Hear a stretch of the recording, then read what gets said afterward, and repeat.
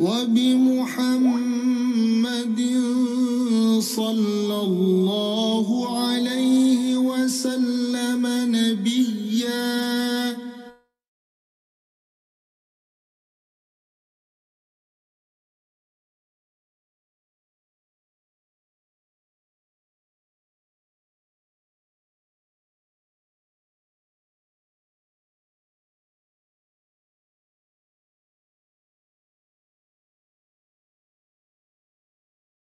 Oke, Ibu semuanya kita mulai. A'udzu billahi minasyaitonir rajim. Bismillahirrahmanirrahim. Assalamualaikum warahmatullahi wabarakatuh. Waalaikumsalam warahmatullahi wabarakatuh, Pak Ustadz. Rabbi shrah li sadri wa yassir li amri wahlul 'uqdatam min lisani yafqahu qawli. Alhamdulillahi rabbil alamin hamdan yuwafi ni'amahu wa yukafi'u mazidah. Ya Rabbana lakal hamdu kama yanbaghi li jalali wajhikal karim wa 'azimi sultanik. Allahumma salli wa sallim ala sayyidina Muhammad wa ala ali Muhammad. Walhamdulillahi rabbil alamin. Alhamdulillah, ibu-ibu yang dirahmati dan diberkahi oleh Allah Subhanahu wa taala. Pertama sekali, marilah kita bersyukur kepada Allah Subhanahu wa taala. Alhamdulillah, siang hari ini Allah masih berikan kita nikmat iman, nikmat Islam, nikmat kesehatan dan kesempatan. Mudah-mudahan kita bermohon kepada Allah Subhanahu wa taala, semoga dari seluruh nikmat yang Allah berikan kepada kita menjadi wasilah kita menjadi hamba yang bertakwa di sisi Allah Subhanahu wa taala. Karena sebaik-baik bekal untuk menghadap Allah dan menuju hari akhirat adalah tidak lain dan tidak bukan dikatakan dalam Al-Qur'an. Allah berfirman, "Wa tazawwadu fa inna khairaz zadit taqwa." Bekal yang terbaik bagi seorang hamba untuk menghadap Allah Subhanahu wa taala untuk kembali ke kampung akhiratnya adalah takwa. Mudah-mudahan dari wasilah seluruh nikmat yang Allah berikan kepada kita mengantarkan kita menjadi hamba yang bertakwa di sisi Allah Subhanahu wa taala. Selanjutnya, tak lupa pula kita berselawat kepada junjungan kita Nabi besar Muhammad sallallahu alaihi wasallam. Allahumma salli wa sallim ala sayyidina Muhammad wa ala ali Muhammad. Semoga dengan kita selalu memperbanyak selawat kepada baginda Rasulullah sallallahu alaihi wasallam. Kiranya kita layak dan berhak mendapatkan syafaat dari beliau. Amin ya rabbal alamin. Alhamdulillah, ibu semuanya. Kita lanjutkan kembali tadabbur Al-Quran kita. Terakhir kita sampai 249. Al-Baqarah 249. Dalam surah Al-Baqarah ini, saya katakan sebelumnya, sangat banyak sekali membahas tentang kaum Bani Israel. Tujuannya adalah agar kita mengetahui bagaimana karakter dari musuh kita, orang-orang Israel. Sehingga Quran memberikan informasi yang sangat lengkap sekali. Sebelumnya ada umat yang banyak diberikan nikmat oleh Allah Subhanahu wa taala, tapi nikmat itu menjadikan dia jauh dari Allah Subhanahu wa taala. Inilah yang kita harapkan, jangan sampai itu kembali terjadi kepada diri kita. Ketika Allah sudah banyak berikan nikmat kepada kita, tetapi tidak mengantar membuat dia semakin patuh dan taat kepada perintah Allah Subhanahu wa taala. Salah satu contohnya tentang ayat yang terakhir kita bahas kali ini adalah bagaimana ketika kaum Bani Israel diperintahkan untuk berperang. Mereka tidak mau berperang karena alasan mereka akan takut mati. Padahal kematian itu sangat salah sekali mereka memahaminya. Perang atau apapun sakit itu hanya sebab, tapi kematian itu Allah yang menentukan. Karena kematian itu terkadang datang memiliki sebab, terkadang mati itu datang tidak ada sebabnya. Contoh ketika berperang atau sakit itu mungkin dengan sebab. Akan tetapi banyak di balik itu orang yang meninggal tanpa ada sebab, duduk-duduk langsung meninggal. Maka ini salah satu kekeliruan kaum Bani Israel. Bagaimana mereka memahami dalam konteks jihad bahwa orang yang pergi berjuang di jalan Allah Subhanahu wa taala itu, maka ia dekat dengan kematian. Tidak, ada orang yang berkali-kali sudah ikut perang tapi meninggalnya tidak di medan perang. Ini kesalahan yang pertama. Kemudian ketika kita berperang juga diperintahkan apa yang harus kita korbankan, jiwa dan harta kita untuk agama Allah Subhanahu wa taala. Kemudian ketika kaum Bani Israel sudah diusir dari kampungnya, kemudian mereka terpisah dengan anaknya, baru mereka mau berjihad dengan alasan fi sabilillah, sampai terulang 2 kali di ayat 246-nya.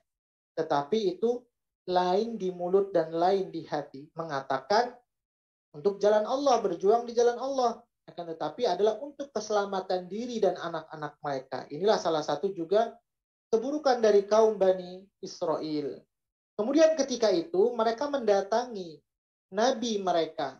Setelah Nabi Musa, yaitu Nabi Samuel, dikatakan dalam tafsir, mereka minta pemimpin yang bisa memimpin mereka perang. Karena ketika itu kaum Bani Israel ini memiliki 12 suku. Dan dari setiap suku pemimpin mereka tidak ada yang mau mengalah. Sehingga mereka mendatangi Nabi Samuel meminta pendapat. Siapa yang berhak untuk menjadi pemimpin bagi kami dalam memimpin perang? Maka ketika itu ditunjuklah Allah langsung yang memilih, yaitu Talut. Kenapa? Allah berikan 2 keutamaan kepada Talut, yaitu wazadahu di ayat 247-nya, wazadahu bastatan fil ilmi wal jism. Allah berikan 2 keutamaan kepada Talut, yaitu ilmu dan kekuatan fisik. Maka inilah salah satu ciri ingin memiliki pemimpin. Maka di sini sebelumnya kita sudah bahas, mempunyai kekuatan fisik sehingga mampu untuk melaksanakan tugas-tugasnya sebagai kepala negara, kemudian menguasai ilmu pengetahuan yang luas.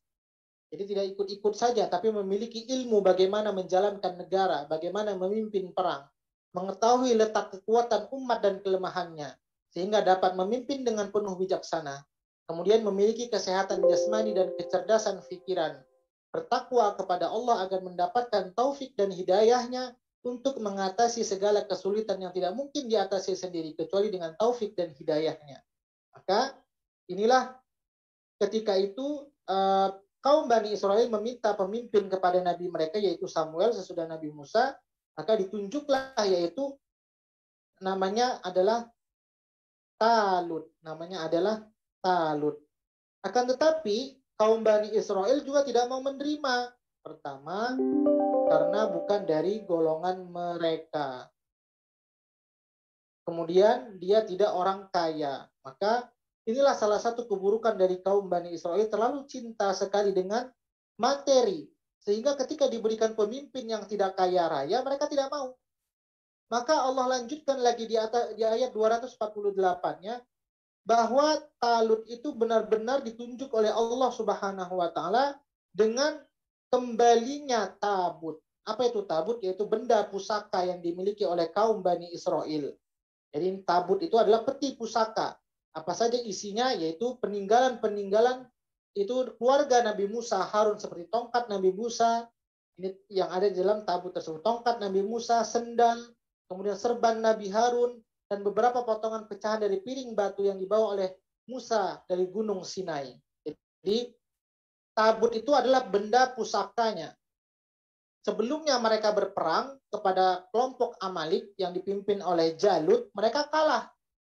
Maka benda pusaka itu jatuh ke tangan lawan. Akan tetapi kaum Amalik, suku Amalik, mereka ketika menyimpan benda pusaka itu, mereka setiap harinya ada saja seperti musibah. Yang penyakit gatalan lah, selalu tidak nyaman menghadapi kehidupan, sehingga mereka mengatakan bahwa tabut ini adalah benda sial. Maka tabut itu dikembalikan lagi dan dibawa langsung oleh malaikat. Jadi tabut itu dibawa langsung oleh malaikat. Ini malaikat yang membawa tabut tersebut sampai lagi kepada kaum Bani Israel. Dan kaum Bani Israel kembalinya benda pusaka mereka, dan mereka meyakini bahwa apa? Tabut itu benar dari pilihan Allah Subhanahu wa taala. Ini sudah banyak ujian-ujian yang diberikan kepada mereka. Nah, ketika mereka berperang, diuji lagi oleh tabut. Tabut ini rajanya kaum Bani Israel. Talut itu rajanya adalah kaum Amalik. Ini harus kita perhatikan, ya, ada tabut, ada talut. Ada talut, talut itu rajanya kaum Bani Israel. Kemudian itu tabut itu benda pusaka, Jalut itu adalah rajanya kaum Amalik. Jadi ada Tabut, ada Talut, ada Tabut, ada Jalut. Nah, jadi ada 3. Ada Talut, ada Tabut, ada Jalut. Kalau Talut itu raja yang baik, pemimpin perang. Kalau Tabut itu benda pusakanya. Kalau Jalut pemimpin kaum Amalik yang durhaka kepada Allah Subhanahu wa taala. Itu perbedaannya, Bu ya. Terkadang kita sampai salah mengucapkannya karena mirip-mirip hampir kata-katanya. Nah, ketika itu kaum Bani Israel masih diuji lagi oleh Allah Subhanahu wa taala, dan pemimpin kaum Bani Israel yang untuk memimpin perang siapa itu? Yaitu yang memimpinnya adalah Talut. Yang memimpinnya adalah Talut kaum Bani Israel. Maka apa ujiannya? Karena kalau berperang itu, Bu ya, kalau disuruh ke depan menyerbu lawan harus maju karena namanya disuruh oleh pimpinan. Tapi kalau takut-takut bagaimana? Berarti dia tidak patuh dengan pemimpin. Maka ketika itu sebelum menghadapi perang, diuji lagi oleh Talut bagaimana kaum pasukan Bani Israel. Yaitu ketika di pertengahan jalan nanti dikatakan kalian akan menemui sungai. Dan perjalanan mereka yang begitu jauh sekali, kemudian hari yang panas terik sekali, maka dikatakan nanti di pertengahan jalan kita akan bertemu dengan sungai. Maka siapa yang meminum air sungai itu, dia bukan dari kelompokku. Akan tetapi barang siapa yang meminum hanya seteguk, kalau seteguk masih diizinkan, atau tidak minum sama sekali, maka dia bisa mengikutiku. Maka ini diuji di ayat 249, Raja Talut keluar membawa tentaranya, kemudian diuji. Bagaimana dikatakan? Sebuah sungai yang mengalir di padang pasir. Beliau memperingatkan bahwa sungai itu bukan sungai biasa, tetapi sungai untuk menguji mereka. Siapa yang teguh imannya dan siapa yang tergoda. Beliau berkata, Raja Talut tersebut, siapa yang minum dari air sungai itu, maka bukanlah ia termasuk pengikutku. Dan siapa yang minum, maka ialah pengikutku. Maka diuji. Akhirnya banyak yang meminum. Nah, ini dikatakan pasukan yang mengikut Raja Talut itu sebanyak kaum Bani Israel 80.000 orang. Tapi setelah diseleksi lagi, jadi di antara seleksinya ada 2, Ibu. Seleksi yang pertama, ketika mereka disuruh minum, sebagian ada yang minum, ada yang tidak. Ini seleksi pertama. Seleksi yang kedua, ketika menghadapi musuh, ada yang sudah berangkat, minumnya sedikit. Kemudian ada yang tidak minum, akhirnya melanjutkan perjalanan kepada Talut. Kemudian seleksi yang kedua apa yang sebelumnya saya sampaikan juga, ketika berhadapan dengan musuh, mereka gentar balik arah. Jadi ketika musuh sudah berada di depan, mereka itu langsung gentar, takut. Maka dari 8.000 pasukan Talut yang tertinggal itu, ini di sini tidak ada dijelaskan, tapi di tafsir yang lain ada dijelaskan, bahwa jumlah yang tersisa dari pasukan kaum Bani Israel adalah jumlahnya 313. Jadi banyak sekali ya Bu ya, yang gugur setelah mereka diuji imannya. Nah 313 ini sama jumlahnya seperti perang Badar. Jadi pasukan kaum muslimin itu ketika itu jumlahnya juga 313. Maka yang bisa menguatkan mereka ini sampai sisanya 313 itu dikuatkan di ayat 248. Al-Baqarah mundur ke belakang, penutup ayatnya. Inna fi dzalika laayatan lakum in kuntum mu'minin. Sesungguhnya pada yang demikian itu terdapat tanda kebesaran Allah bagimu jika orang-orang yang beriman. Hanya orang-orang yang yakin saja bahwa kemenangan itu bukan terlihat dari jumlahnya. Jadi akan ada orang, wah pasukan kita lawannya banyak, senjatanya lengkap, sedangkan kita hanya jumlahnya 313. Tapi kalau orang yang sudah beriman dan dibarengi dengan sabar, maka ayat yang terakhir kita bahas Bu ya, 249, bunyi ayatnya adalah wallahu, sebelumnya qala alladzina yazunnuna annahum mulaqullah kam min fi'atin qalilatin ghalabat fi'atan katsiratan biiznillah wallahu ma'as sabirin. Saya bacakan saja Bu akhir ayatnya 249. Kami tidak kuat lagi pada hari ini melawan Jalut di bala tentaranya. Mereka yang meyakini, jadi keimanan, makna dari iman itu adalah keyakinan, bahwa mereka akan menemui Allah berkata, betapa banyak kelompok kecil mengalahkan kelompok besar dengan izin Allah. Dan Allah beserta orang-orang yang sabar. Ada dua kata kunci di sini, Bu. Iman dan sabar. Bagi orang yang beriman ketika perang, walaupun juga tidak perang, ketika mungkin kita diuji dengan teman kita, kita bersabar. Kekuatan orang yang bersabar itu diumpamakan oleh Allah Subhanahu wa Ta'ala 1:10, Ibu. Mana dalilnya? Ya, jadi orang yang sabar itu perbandingannya 1:10. Boleh kita buka dalam surah Al-Anfal, Ibu. Ini kisah tentang perang Badar dengan jumlah pasukan kaum muslimin yang juga ketika itu mereka jumlahnya sama 313. Tetapi Allah berfirman dalam surah Al-Anfal ayat yang ke-65-66.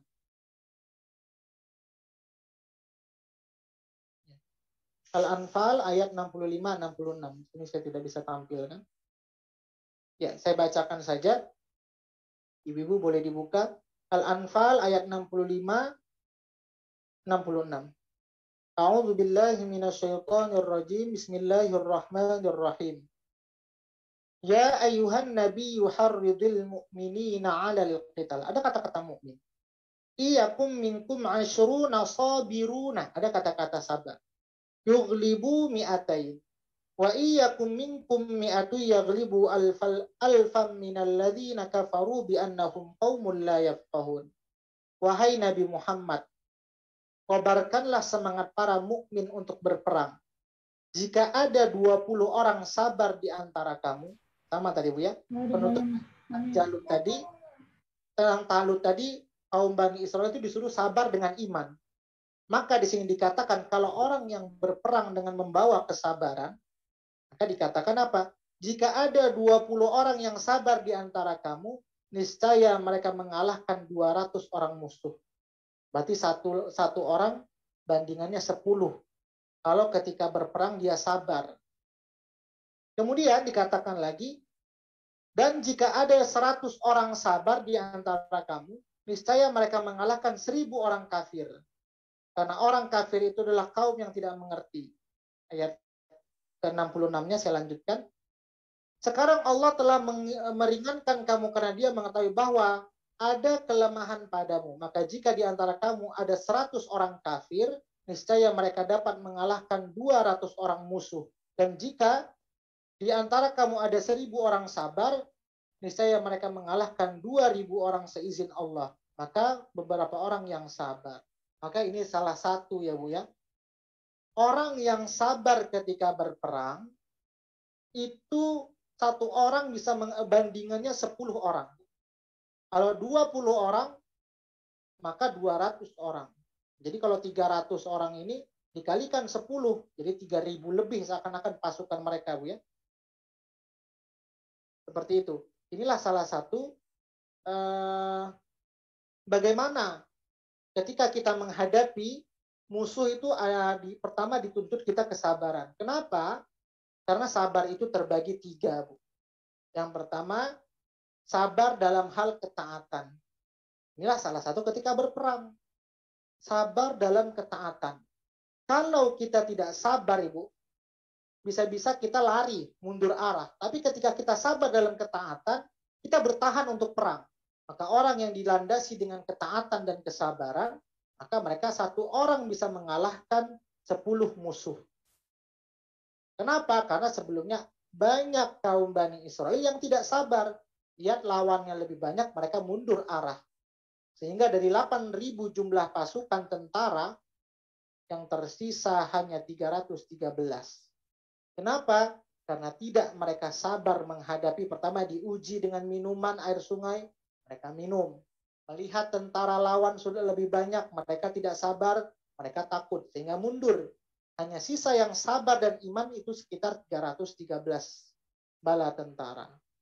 Maka inilah kita lihat bagaimana kunci dalam berperang itu adalah sabar. Jadi sabar dalam ketaatan yang pertama.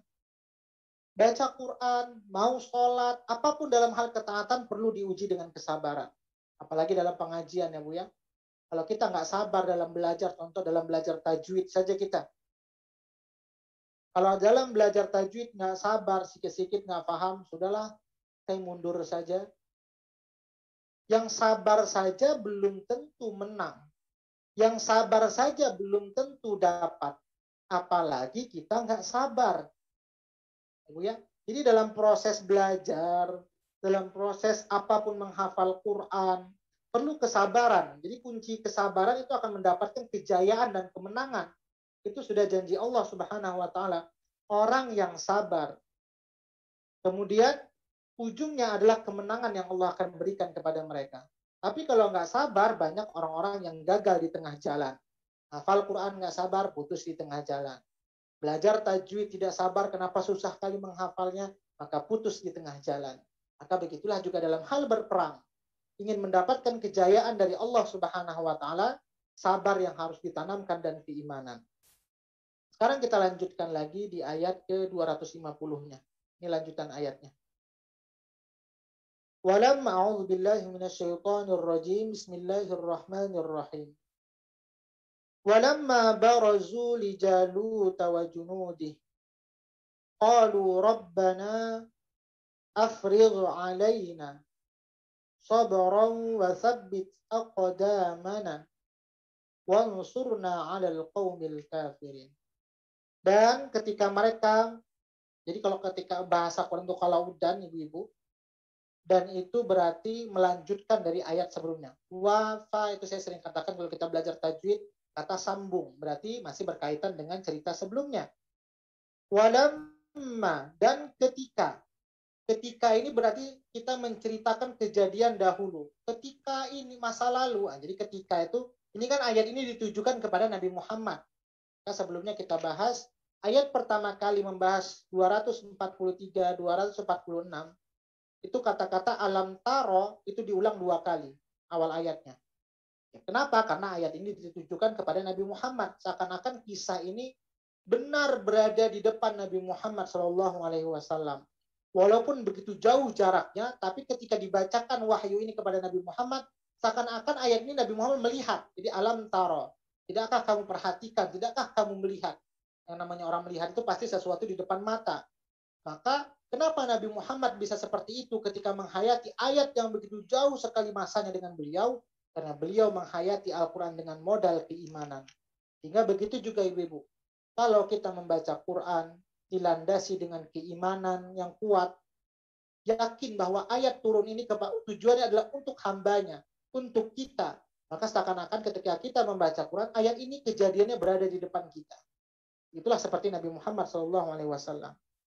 Nah, ketika mereka maju, jadi walamma barazu, makna barazu di sini adalah maju. Tapi kalau diterjemahkan, yaitu barazu itu berhadap-hadapan. Itu ketika barazu antara tentara Talut kemudian dengan Jalut, yaitu kaum Bani Israel dengan Amalik berhadap-hadapan mereka. Nah, yang dari 313 itu meminta kepada Allah Subhanahu wa taala. Nah, jadi Ibu, dari 313 ini, Bu, di dalam ini ada anak kecil. Siapa anak kecil tersebut yang bisa melewati minum tersebut beliau tidak minum, kemudian beliau tidak balik arah, yaitu Nabi Daud. Jadi di dalam tentara Talut ini ada Nabi Daud. Tapi ketika itu beliau belum diangkat jadi nabi. Beliau masih anak kecil. Jadi Nabi Daud ketika itu ikut perang rupanya Ibu. Tapi beliau masih anak kecil, belum diangkat menjadi nabi. Nah, jadi doa ini, walamma barazu dari qalu rabbana afrigh alaina sabra. Doa ini juga bisa dikatakan adalah doa Nabi Daud. Kenapa? Karena yang berdoa di sini adalah Talut dan bala tentaranya. Maka ada Nabi Daud di dalamnya. Maka sebagian, kalau kita baca doa-doa para nabi, maka doa ini masuk kategori doa Nabi Daud. Kenapa? Karena Nabi Daud ikut berperang di dalamnya. Tapi ketika itu beliau belum diangkat jadi nabi. Beliau masih anak kecil. Beliau adalah penggembala sapi ketika itu. Penggembala domba. Tapi beliau karena semangatnya berjihad, beliau ikut bertempur untuk melawan Jalut. Nah, apa doa mereka? Walamma barazu li Jalut wa junubih. Dan ketika mereka maju melawan Jalut dan tentaranya, mereka berdoa. Kaum Bani Israel tersebut yang sudah tersaring dari 8.000 menjadi 313 orang. Apa doa mereka? Rabbana afrigh alaina. Ya Tuhan kami, afrigh, ini kalau diterjemahkan dalam terjemahan limpahkanlah. Kalau bisa juga diterjemahkan penuhkanlah. Sehingga kalau sudah penuh itu, coba kita umpamakan Ibu supaya enak memahami ayat ini. Ada gelas atau ada botol. Kalau dia belum penuh, maka dia bisa diisi dengan yang lain. Contoh angin kah atau benda apakah yang bisa kita masukkan. Karena dia belum penuh. Akan tetapi kalau seandainya gelas sudah penuh diisi air, maka tidak ada lagi yang bisa masuk untuk menambah air berikutnya. Maka inilah doa kaum Bani Israel ketika itu. Rabbana afrigh alaina. Ya Tuhan kami, limpahkanlah atau penuhkanlah kesabaran kepada kami. Kalau sudah penuh, pasti tidak ada lagi yang bisa masuk dalam hati mereka. Maka godaan apapun mereka akan bisa lewati. Tapi kalau kesabarannya belum penuh, pasti ada saja bisikan-bisikan yang membuat mereka akan balik arah. Maka itulah ya dalam hal berperang harus kuat. Maka di sini sabara wa tsabbit aqdamana. Kokohkanlah langkah kami. Aqdamana ini sebenarnya bukan langkah. Kalau diterjemahkan kaki. Kalau kita berfoto, Ibu, pergi ke studio. Yang difoto satu badan, contoh untuk ijazah atau untuk mendaftar apapun, biasanya yang difoto itu hanya muka saja. Itu kalau pergi ke pas foto, ingin berfoto, mendaftar. Kenapa? Dari muka itu akan menjadi perwakilan sekujur tubuh kita. Satu badan kita. Maka ketika berperang, yang terpenting itu bukan wajah. Yang penting itu adalah dalam berperang, ini mewakili menjadi seluruh badan kita. Nah, apa yang itu yang mewakili? Aqdamana, kaki kita. Kalau kaki sudah takut, maka akan balik arah. Tapi kalau kaki maju terus melawan musuh, maka tenaga kita akan menghasilkan semaksimal mungkin untuk melawan musuh. Maka inilah bahasa sastranya Quran ini luar biasa, Ibu ya. Quran ini tidak mengatakan sekujur tubuh, satu badan ketika menghadapi musuh. Tapi Allah sebutkan perwakilan dari kaki saja untuk menggambarkan satu badan kita. Maka Allah minta kuatkan ketika mereka berperang. Kesabaran dipenuhkan dan kaki juga dikuatkan untuk melangkah. Karena kaki ini akan menjadi perwakilan untuk sekujur badan mereka. Inilah doa. Kemudian, wansurna 'alal qaumil kafirin. Dan tolonglah kami menghadapi orang-orang kafir. Di dalam ayat ini, ada 3 yang diminta kaum Bani Israel untuk menghadapi musuh. Yaitu, jadi seorang pejuang itu, Bu ya, kalau ingin berjuang, 3 yang harus kita minta. Yang pertama, sabar dalam hati. Ini di sini tidak ada, ini saya simpulkan sendiri, Bu ya. Di sini terlalu pendek penjelasan tafsirnya. Ini saja tafsirnya. Di penjelasan cuma satu ini saja.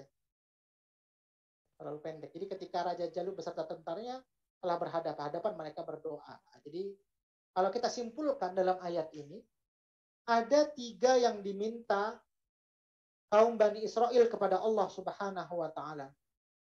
Jadi kalau ke pertolongan Allah itu ingin berhasil, 3 yang kita minta. Yang pertama, sabar. Penuhkan kesabaran. Kemudian, kuatkan kaki. Kemudian, wansurna 'alal qaumil kafirin. Yaitu minta kemenangan kepada orang kafir.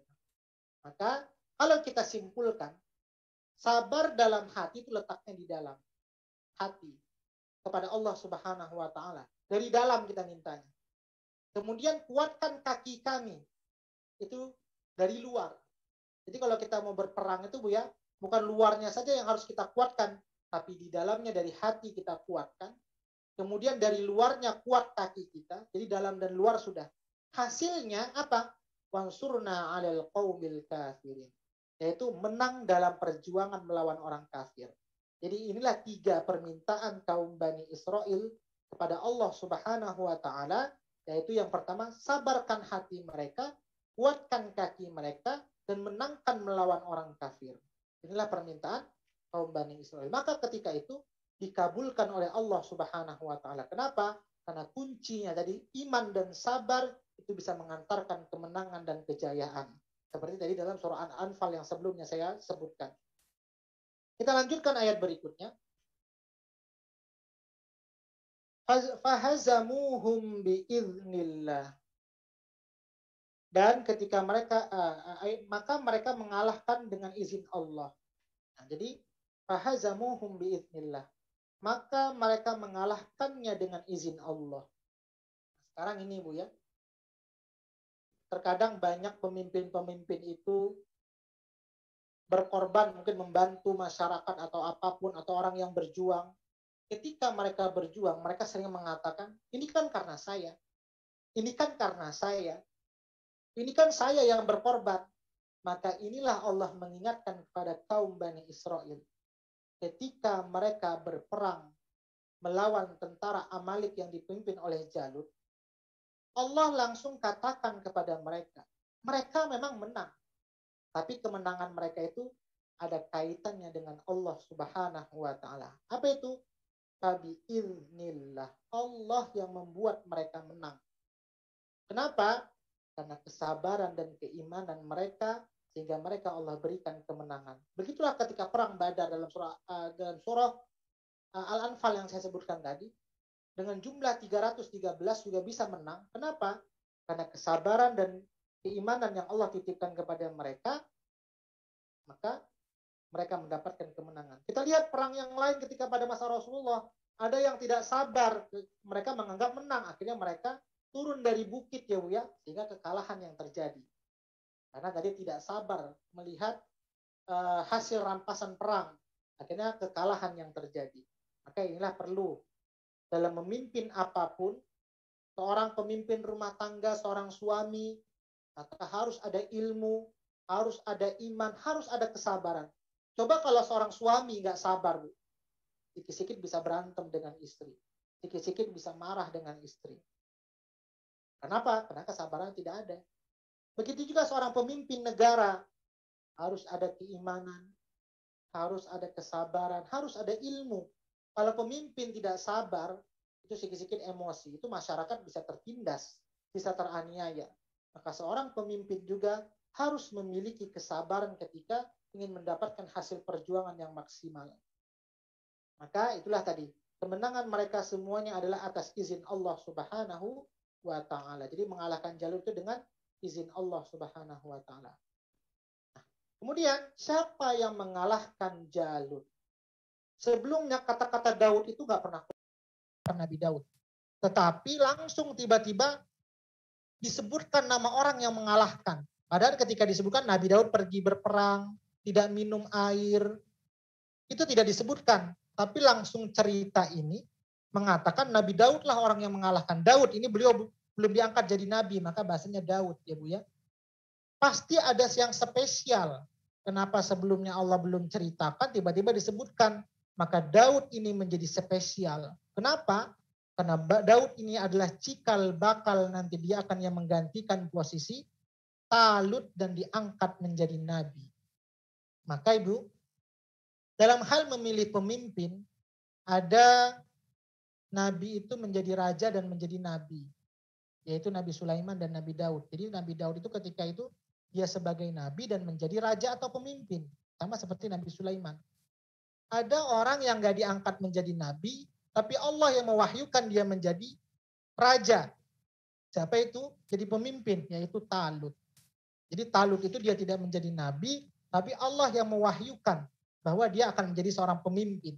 Jadi itulah Bu, ketika Allah mewahyukan, ada yang wahyu itu diangkat dia menjadi raja dan menjadi nabi, ada yang diangkat hanya sebagai menjadi raja saja tapi dia tidak menjadi nabi.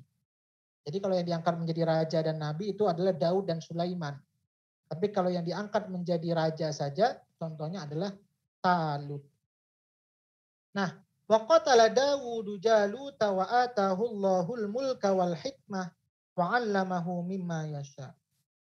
Maka mereka mengalahkan dengan izin Allah dan Daud membunuh Jalut. Jadi di sini tidak diceritakan bagaimana membunuhnya. Jadi membunuhnya itu Ibu, Nabi Daud ini adalah seorang penggembala kambing. Penggembala kambing.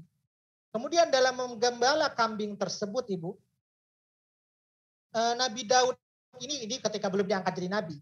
Beliau masih anak-anak, remaja. Beliau ketika mengembala kambing, beliau itu memakai ketapel untuk mengusir kambing-kambingnya. Maka ketika berperang dengan Jalut, orang yang tidak bisa besar, tidak bisa dikalahkan sebelumnya, kemudian baju berperangnya itu semuanya tertutup sehingga tidak punya celah. Bagaimana untuk mengalahkan tentara Jalut ini? Saking kuatnya Jalut ini. Tapi apa yang Allah berikan kepada Nabi Daud ketika itu belum diangkat jadi pada pemuda tersebut, yaitu Daud, beliau melihat ada satu celah di jidat Raja Talut tersebut, Raja Jalut tersebut yang terbuka. Lantas apa yang dilakukan oleh Daud tersebut? Diketapelah Jalut tersebut sehingga apa? Sampai ketapel itu, peluru ketapel itu, batu tersebut ke dahinya Jalut sehingga Jalut terjatuh dan ketika itu langsung Daud mengambil pedangnya dan menghanuskan ke leher Jalut. Itulah salah satu bagaimana kekalahan tentara Jalut yang dikalahkan dengan anak yang kecil. Bahwa orang yang besar itu bukan mesti dikalahkan dengan orang yang besar. Bahwa yang kecil juga bisa mengalahkan. Maka begitu juga Ibu ya. Dalam hal mencari pemimpin. Banyak orang yang mungkin tim suksesnya banyak, uangnya banyak, belum tentu dia bisa menang. Kekuatannya kuat, pendukung di belakangnya, belum tentu dia bisa menang. Kenapa? Karena kemenangan itu mutlak oleh Allah Subhanahu wa taala. Nah, bagaimana kedua? Dalam kemenangan itu ada kemenangan yang murni, ada kemenangan yang tidak murni. Maka kalau kemenangan yang murni itu akan mendampakkan kesejahteraan bagi umatnya. Tapi kalau kemenangan yang tidak murni, maka itu akan mendatangkan kesengsaraan bagi umatnya. Maka inilah cikal bakal. Kalau sebelumnya Bani Israel itu berat sekali mengangkat Talut menjadi pemimpin. Perlu ada bukti benda pusaka mereka kembali. Tapi ketika Nabi Daud diangkat menjadi pemimpin, diangkat menjadi nabi, kaum Bani Israel itu tidak ada penentangan. Kenapa? Karena sudah ada track recordnya sebelumnya. Bagaimana keseharian Nabi Daud. Beliau diberikan oleh Allah, apa saja yang diberikan oleh Allah kepada Nabi Daud, yaitu kelanjutannya Bu. Wa atahullahul mulka. Kemudian Daud diberikan kerajaan. Jadi ketika Nabi Daud bisa mengalahkan pasukan Jalut, maka Talut menikahkan anaknya kepada Nabi Daud. Sehingga tahta kerajaan Talut dilanjutkan oleh Nabi Daud. Kenapa? Karena dia menikahi anaknya. Maka kerajaan diberikan kepada Nabi Daud. Karena dia menikahi anak Talut. Menikahi anak Talut ya Bu ya. Kemudian, apalagi yang diberikan kepada Nabi Daud? Wal hikmah. Hikmah ini kalau dia dikaitkan dengan Quran, maknanya adalah hadis. Tapi kalau dikaitkan dengan sesuatu yang lainnya, contoh berperang atau apapun ketika berpimpin adalah maknanya kebijaksanaan. Maka dalam hal menjadi pemimpin Ibu, perlu adanya kebijaksanaan juga. Jadi tidak bisa kita ikut-ikutan aja dari bawahnya. Apa yang dikatakan orang bawahan, maka ngikut seorang pemimpin. Itu namanya tidak punya kebijaksanaan atau wibawa. Kemudian apalagi yang diberikan oleh Allah Subhanahu wa taala kepada Nabi Daud? Wa 'allamahu mimma yasha. Kemudian dia dan Allah mengajarkan apa yang dia kehendaki. Jadi Nabi Daud ini Bu, walaupun dia sudah menjadi raja dan sudah menjadi nabi, apapun yang dikehendaki oleh Nabi Daud, Allah mengajarkan. Maka ini juga menjadi masukan kepada kita semuanya Ibu. Nabi saja nggak pernah berhenti untuk belajar. Dia nabi, dia raja. Nah kita nggak nabi, nggak raja, malas belajar. Maka ini menjadi pelajaran kepada kita Bu ya. Nabi Daud itu selalu meminta kepada Allah agar selalu diberikan ilmu. Maka kalau ditanya Ibu, siapa yang pertama sekali membuat baju besi? Siapa sekali yang menciptakan bagaimana merakit besi? Itu adalah Nabi Daud alaihissalam. Selain suaranya yang indah, juga banyak keutamaan-keutamaan yang lain yang Allah berikan kepada Nabi Daud. Yang pertama, beliaulah orang yang pertama membuat baju besi ketika ingin berperang. Ini Nabi Daud, Ibu, Allah berikan. Keutamaan banyak ilmu-ilmu yang lain yang diberikan keutamaan kepada Nabi Daud alaihissalam. Kemudian, walaula daf'ullahi an-nasa ba'dahum bi ba'dil la fasadatil ardu walakinallaha dzu fadlin 'alal 'alamin. Niscaya rusaklah bumi ini. Dan kalau Allah tidak melindungi sebagian manusia dengan sebagian yang lain, niscaya rusaklah bumi ini. Inilah hikmahnya, Bu, ya. Kenapa Allah masih menangkan kita? Kalau seandainya dibuat kalah semuanya, Bu, di medan tempur semuanya meninggal, maka rusaklah bumi ini, tidak ada penghuninya. Maka ada hikmahnya, masih ada orang yang baik Allah tinggalkan di muka bumi ini agar tidak rusaknya bumi ini. Jadi kalau seandainya sudah tidak ada lagi orang baik, maka rusaklah bumi ini dan dekatlah dengan hari kiamat ini. Jadi semua ada orang buruk saja lagi di dalamnya. Tidak ada lagi orang beriman. Maka salah satu tanda-tanda hari kiamat, sudah tidak ada lagi orang baik dan sudah tidak ada lagi orang beriman. Nah, ini salah satu. Kenapa Allah masih tinggalkan dan berikan kemenangan? Yaitu tujuannya agar tidak rusak bumi ini. Agar terus ada kehidupan-kehidupan di bumi ini. Ini salah satu hikmahnya, Bu. Tetapi Allah mempunyai karunia-Nya yang melimpahkan atas seluruh alam. Kemudian penutup ayatnya. Tilka ayatullahi natsluha 'alaika bilhaq. Itulah ayat-ayat Allah. Ini dikatakan kepada Nabi Muhammad. Itulah tanda ayat-ayat Allah bagaimana kehebatan Quran ini mengisahkan kisah-kisah sebelumnya yang akan menjadi pelajaran juga bagi kita sekarang, Bu. Bahwa nanti akan ada juga seorang pemimpin yang mungkin sombong atau seorang pemimpin yang Allah berikan hikmah, ilmu. Maka dulu sudah Allah ceritakan ada pemimpin yang baik, ada pemimpin yang buruk. Maka ketika ini disampaikan kepada Nabi Muhammad akan terulang lagi kepada kita. Maka tilka ayatullahi natsluha 'alaika bilhaq. Itulah ayat-ayat Allah kami bacakan kepadamu, maksudnya kepada Nabi Muhammad dengan benar, dan engkau Muhammad adalah benar-benar seorang Rasul. Maka Nabi ini disuruh juga mengambil hikmah bagaimana kisah-kisah Nabi terdahulu, kemudian disampaikan kepada kita umatnya. Inilah bagaimana Al-Quran mengajarkan kepada kita, Ibu, ya. Kisah Talut, kisah Jalut, dan ada Tabut di dalamnya, dan ada cikal bakal Nabi Daud, ya, Bu, ya. Diangkat kaum Bani Israel menjadi raja dan menjadi nabi dari Allah Subhanahu wa taala, tapi kaum Bani Israel tidak ada pertentangan sedikit pun. Kenapa? Karena sudah ada track record sebelumnya bagaimana Nabi Daud memimpin perang. Oke, ketika kita memilih pemimpin, Ibu, ya, jangan lihat ketika kampanye saja. Dikasih beras, dikasih gula, dikasih uang 50.000, langsung kita pilih. Baiknya ketika ingin jadi pemimpin, maka ketika ingin memilih pemimpin, lihat ilmunya, lihat fisiknya, lihat takwanya, lihat track record sebelumnya. Apa yang dia sudah buat. Jangan tampil ketika sudah pemilihan baru nampil. Bagi-bagi sembako, bagi minyak goreng, bagi gula. Tapi sebelumnya nggak pernah tahu ini orang apa sih yang pernah dibuatnya untuk bangsa ini. Nah, maka inilah, kalau seandainya sudah tahu track recordnya, maka seperti Nabi Daud. Kaum Bani Israel itu tidak ada pertentangan, tidak mau melawan. Kenapa? Tahu Nabi Daud ini perjuangannya memang benar karena Allah Subhanahu wa taala. Niatnya lurus, seperti itu, Bu. Inilah kisah Nabi Daud, kisah Talut, kisah Jalut yang bisa kita ambil hikmah bagaimana perjalanan kaum Bani Israel yang ketika itu Allah saring dari 8.000 orang menjadi 313 orang yang benar-benar hatinya beriman kepada Allah dan kesabaran penuh di dalam hati mereka. Inilah yang dapat saya sampaikan, Ibu. Silakan ada yang mau tanya. Ya, Pak Bisa Ustadz. dipahami penjelasan saya, Ibu? Halo Ibu-Ibu, bisa dipahami? Iya, Pak Ustadz. Jadi kesimpulannya Ya, Pak. yang bisa kita ambil, inilah kesimpulan dari tafsir Departemen Agama. Jadi kesimpulannya,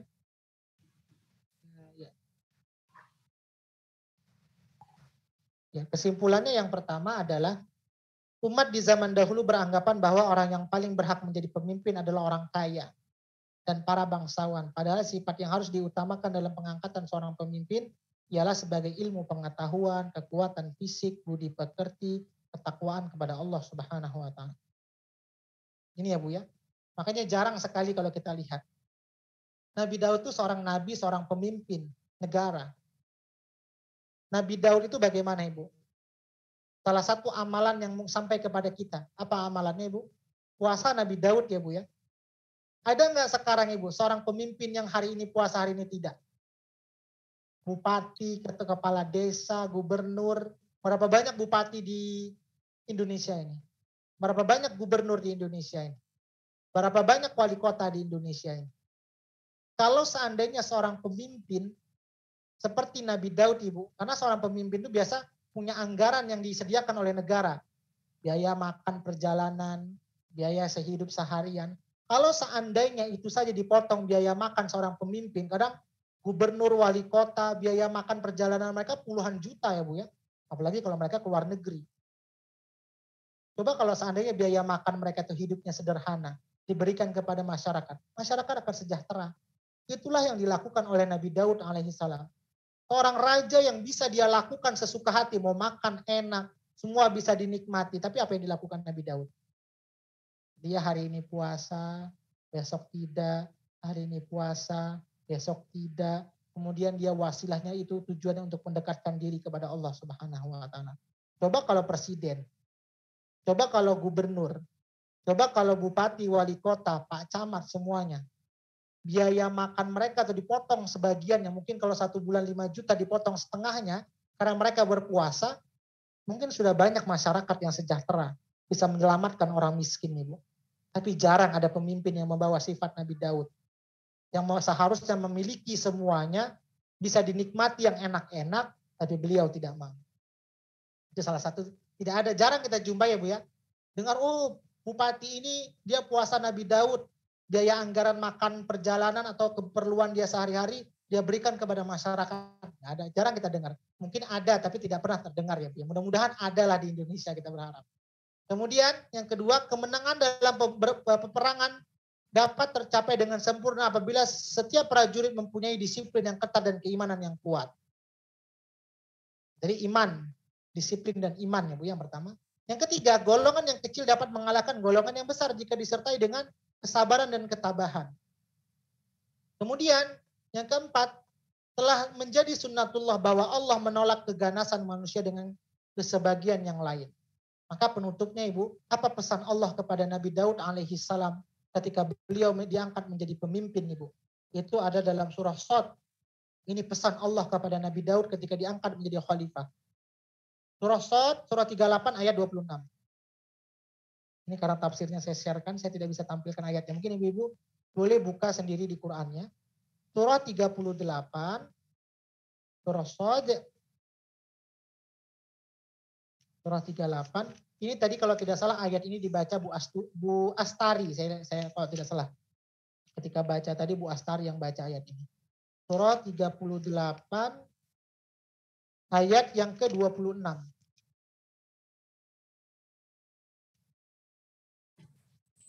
Ya Ustaz. Sudah ketemu Ibu? Udah. Boleh baca Bu Sri? Artinya ya.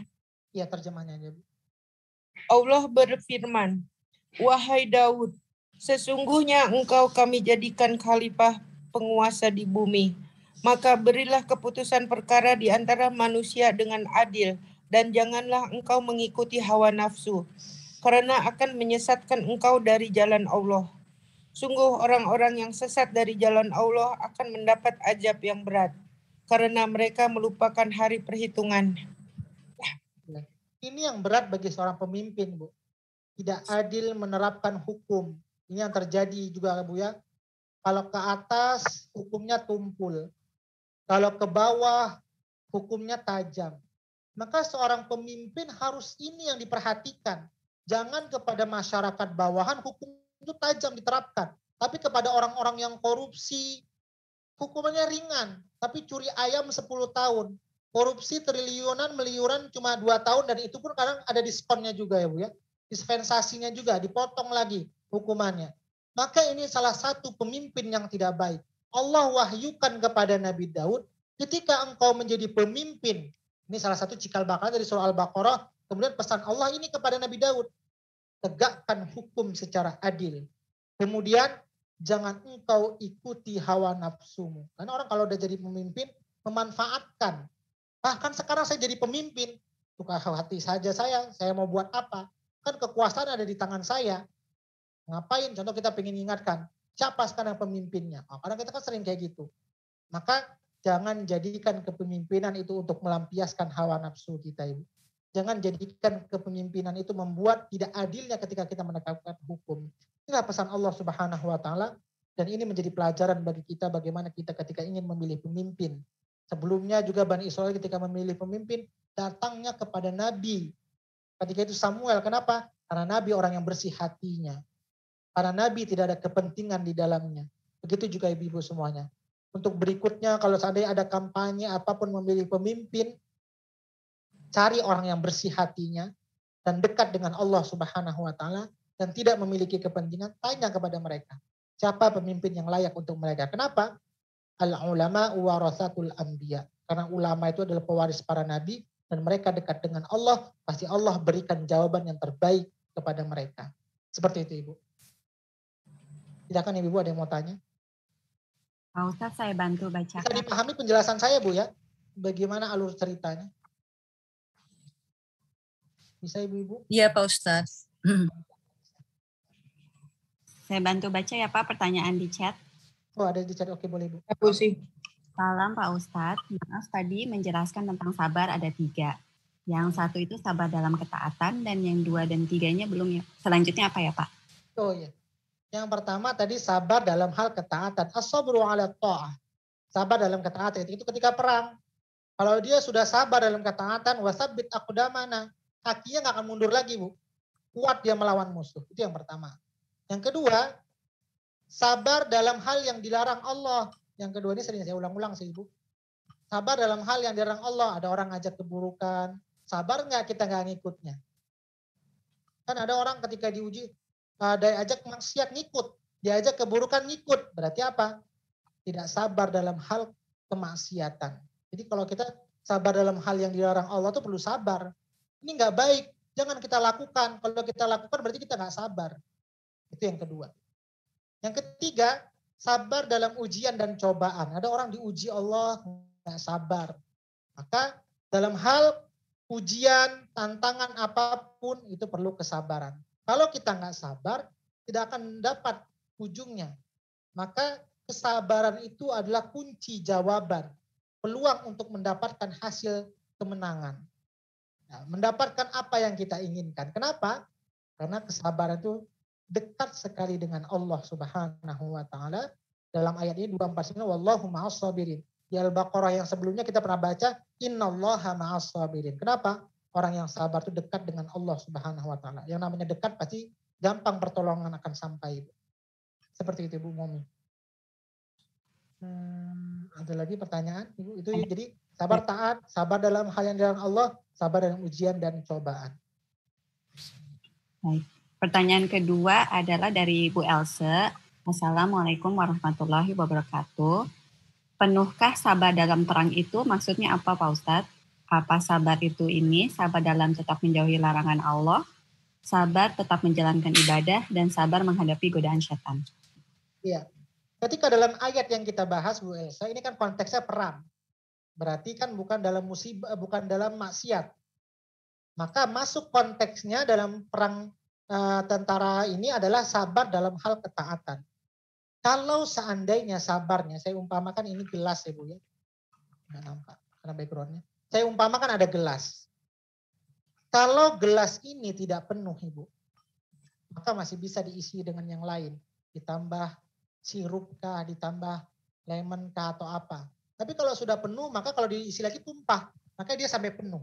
Maka kalau orang hatinya sudah penuh dengan kesabaran, dia tidak mundur di medan perang, maka dia akan terus maju. Nah, kenapa tentara-tentara yang lain dari 8.000 sehingga tinggal 313? Karena kesabaran di hati mereka tidak penuh. Mungkin kita anggap setengah. Sehingga yang setengahnya lagi godaan setan masuk. Kamu nanti kalau melawan mereka, kamu akan mati. Kenapa? Karena pertama, alatnya untuk melawan itu tidak lengkap. Kemudian jumlahnya sedikit. Sehingga kalau kamu tetap melawan, kamu akan kalah. Nah, karena tadi pasukannya tidak sabar, kesabarannya tidak penuh di hati mereka, maka mereka balik arah. Nah, orang yang sudah penuh keimanan dan sabarnya sudah tidak bisa lagi diganggu oleh setan. Kenapa? Karena penuh, jadi setan nggak bisa masuk. Itu tadi umpamanya kalau ada tempat yang sudah penuh, dimasukkan apapun sudah tidak bisa masuk lagi. Gitulah orang kaum Bani Israel yang kesabarannya sudah penuh, sobrau afrig alaina sobro. Karena penuh hati mereka sudah dengan kesabaran, siapapun yang goda mereka nggak akan bisa masuk lagi ke hati mereka. Karena penuh. Seperti itu, Ibu. Ya, Bu Elsa mau tanya. Ustaz, jadi tekadnya kuat gitu ya, semangat dan tidak mudah goyah gitu, dan dia percaya diri gitu. Percaya diri, iman dan sabar. Kenapa terkadang Ibu kita belajar, ini saya contohkan, contoh dalam belajar saya ini perang kan, kita nggak kondisi perang. Kenapa terkadang kita belajar tajwid atau menghafal Quran, suka mundur Ibu. Aduh ini tajwid ini susah kali. Aduh susah kali ngafalnya, susah kali praktekannya. Atau ketika ngafal Quran, kenapa nih? Susah kali lengketnya hafalan. Akhirnya mengundur. Udahlah saya berhenti dulu lah, saya rehat dulu. Nah apa yang membuat mereka bisa seperti itu? Sabar mereka tuh gak penuh di hati. Tapi kalau sabar mereka sudah penuh Ibu, sulit apapun ketika belajar tajwid, sulit apapun menghafal Quran, maka tetap dihadapi. Itulah kaum Bani Israel yang sabarnya sudah penuh. Walaupun lawannya banyak jumlahnya, tapi karena sabarnya sudah penuh, mereka tetap lawan musuh tersebut. Seperti itu. Jadi arti sabar itu luas sekali ya, Ustaz. Iya. Dan sabar itu kan tingkatannya beda-beda ya. Ada orang yang mengatakan sabar tapi nggak sabar juga, tetap marah juga. Tapi kalau sabarnya sudah penuh, apapun dilakukan, dia tetap bisa menahan emosinya. Seperti itu. Makasih, Ustaz. Ya, ini Bu Deno tanya, sabar dalam rumah tangga itu bagaimana? Tergantung konteks permasalahannya, Ibu. Kalau seandainya suami ngajak maksiat, kita harus nggak ngikut. Tergantung konteks. Kalau contohnya diuji, anak sakit, contoh rezeki sakit dalam keluarga, kadang orang kan diuji dengan rezekinya, ada diuji dengan anaknya, ada diuji dengan istrinya. Sabar nggak dia ngelewatin ujian itu?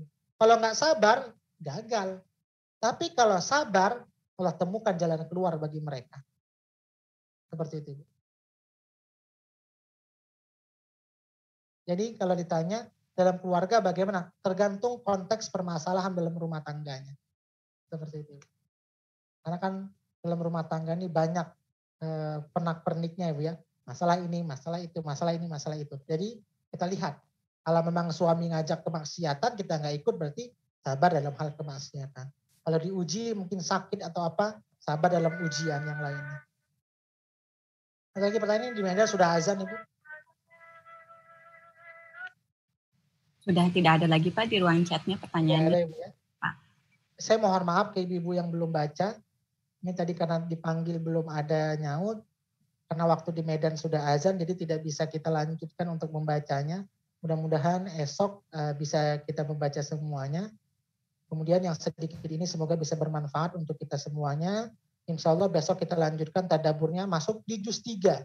Alhamdulillah pelan-pelan kita sudah sampai juz 3 ya Bu ya. Perlu waktu bertahun-tahun. Nah, insya Allah besok kita akan membahas di awal juz 3 ini keistimewaan dan perbedaan derajat para rasul. Jadi para nabi dan rasul itu diberikan keistimewaan yang berbeda-beda oleh Allah Subhanahu wa taala. Termasuk tadi Nabi Daud punya keistimewaan sendiri, Nabi Muhammad punya keistimewaan sendiri, Nabi Musa, Nabi Isa dan lainnya.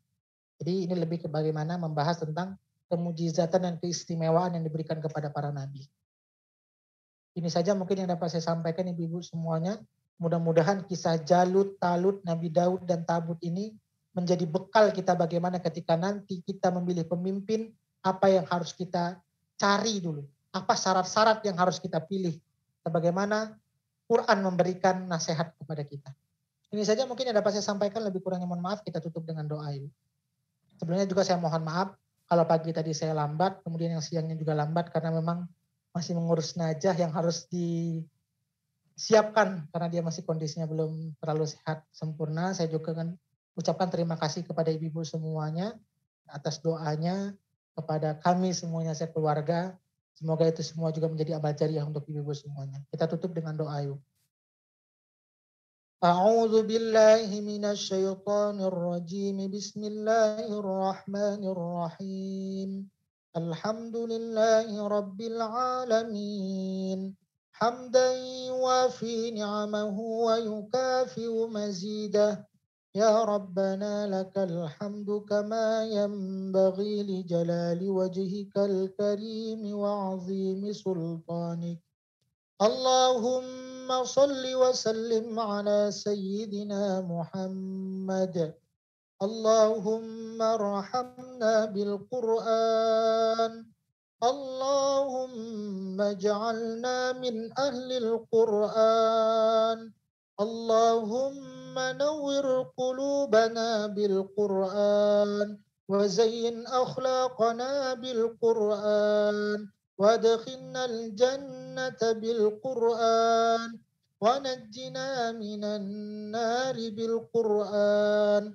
ربنا آتنا في الدنيا حسنة وفي الآخرة حسنة وقنا عذاب النار وصلى الله على سيدنا محمد وعلى آله وصحبه وسلم سبحان ربك رب العزة عما يصفون وسلام على المرسلين والحمد لله رب العالمين.